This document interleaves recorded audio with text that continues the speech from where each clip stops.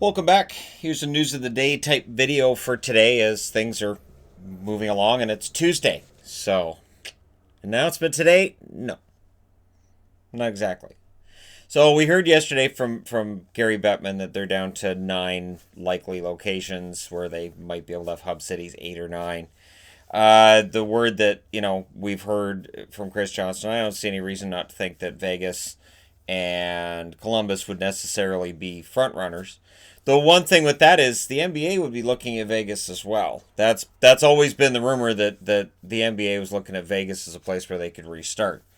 Now, Bill Daly says that the NHL's hoping that in the case of a return to play, if they play in Canada, that they're able to have players cross the border. And obviously Gary Bettman had a meeting with leadership here, and I think there's likely going to be an allowance for people to cross the border to come in to play hockey, I would think, but there's no guarantee.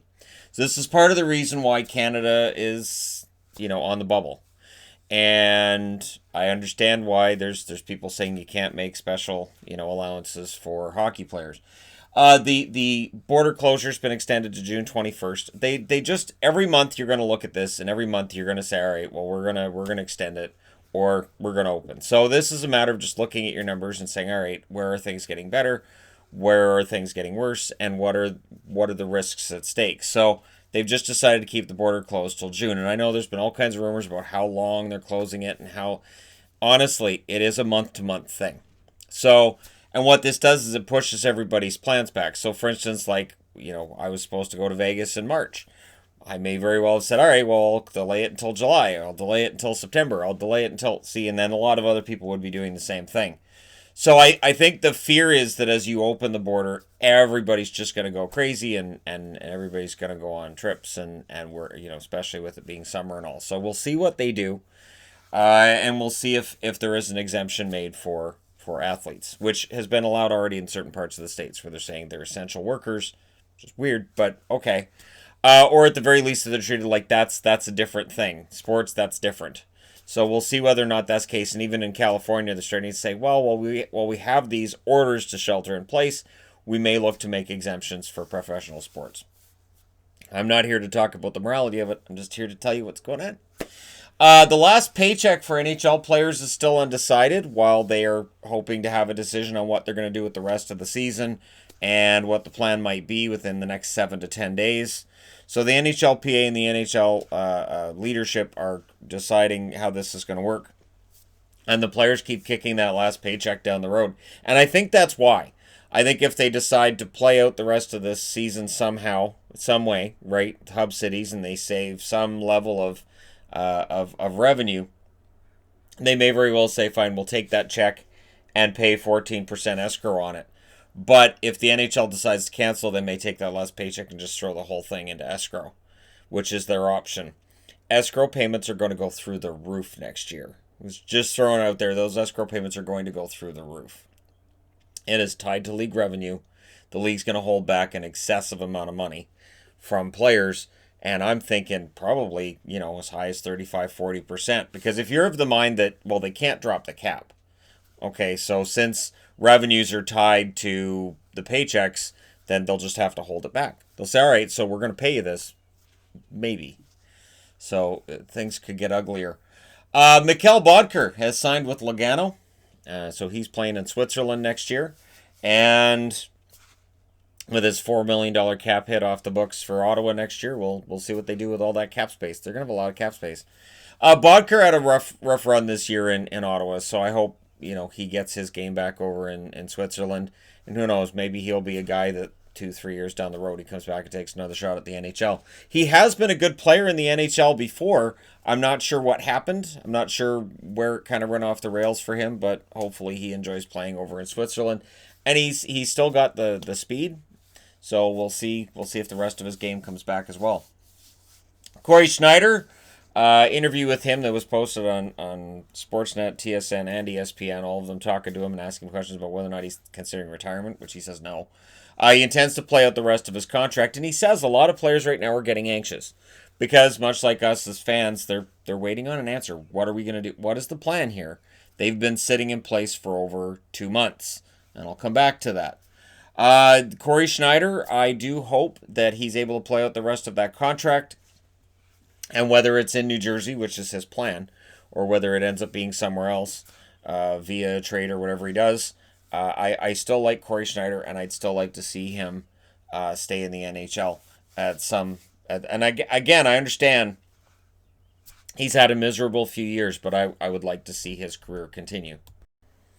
Now, I also want to throw in here, TikTok is all over the place right now. Every sports athletes, I have it on my phone. I have it. I'm not sure why, other than just, yeah, that's my account. So I don't know what to do with it. I don't have any plans to really use it or do anything with it, but I do have it. Every now and then somebody will mention in a live stream something about TikTok, and I have it. I have it. So yeah, I have no idea why. So this is where we get into discussing other things. So I always discuss the NHL side of it first, and then I get into the other stuff. So if people aren't interested in what other sports are doing, totally understandable, and that's where they can duck out of the video. For others who want to stick around, Major League Baseball. I'm not a huge fan of the Major League Baseball plan. So players basically said, well, we're not going to isolate. We're not doing that. We don't want to be away from our families. Okay. The Major League Baseball plan appears to be one where every team's going to play in their home ballparks. So they're going to be playing everywhere. And if the home ballpark isn't available, they'll look to play in somewhere else where they're allowed to play.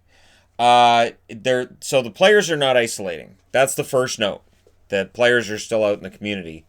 They're not consulting with local health experts. From the articles I was reading, it looks like they're just kind of on their own.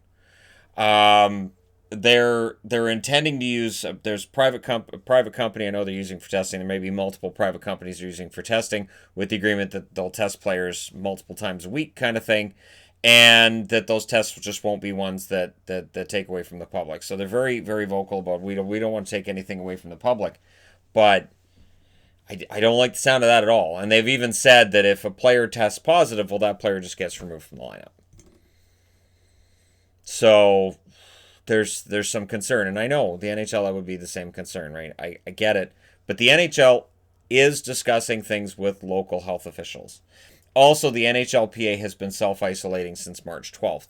That's the reason why Corey Schneider's saying players are getting kind of restless, because they've been sitting on their hands for the most part for over 2 months now, waiting for some kind of guidance, some kind of word on something, so they know whether or not, okay, so full on summer and I can relax, or whatever, right? And we as fans have waited on it as well. So that's the big difference. So when people want to lump all of sports together, and I've seen that, where people are like, oh, all of sports, it's all the same. It's not.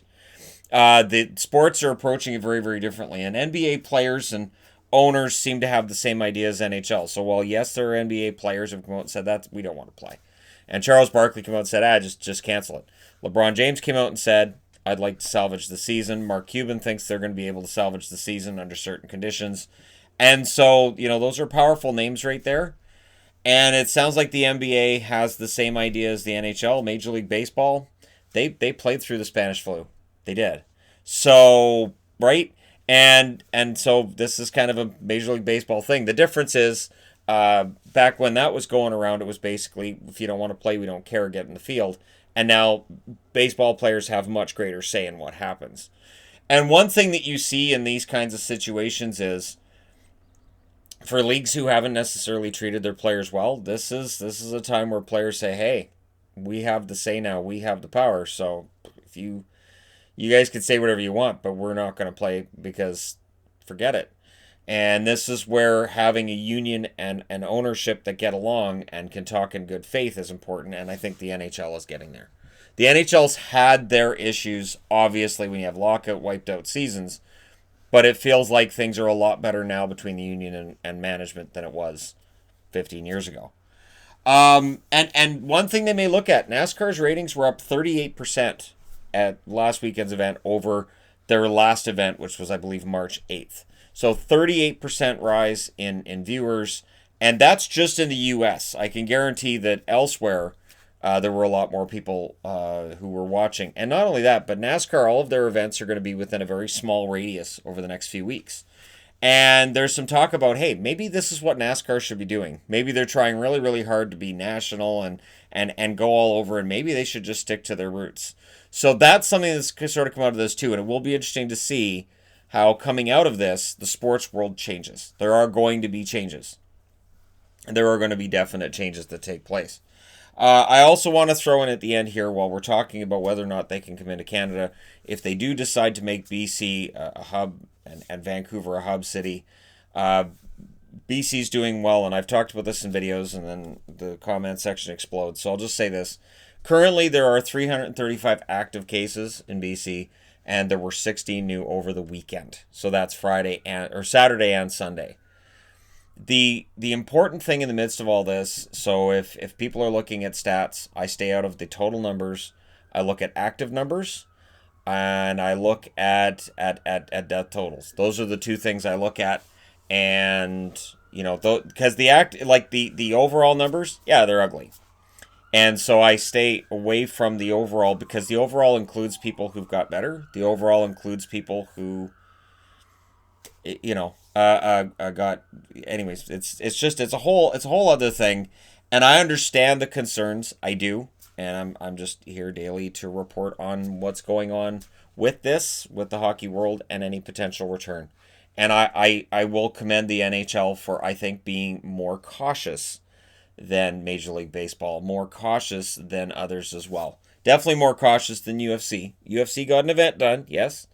And they handled a positive test very, very well, I think, because of how the whole thing was set up. But again, we're in a whole brave new world here, and we'll see how things shake down. Again, I'll be here to report on it, whatever happens, whenever it does happen.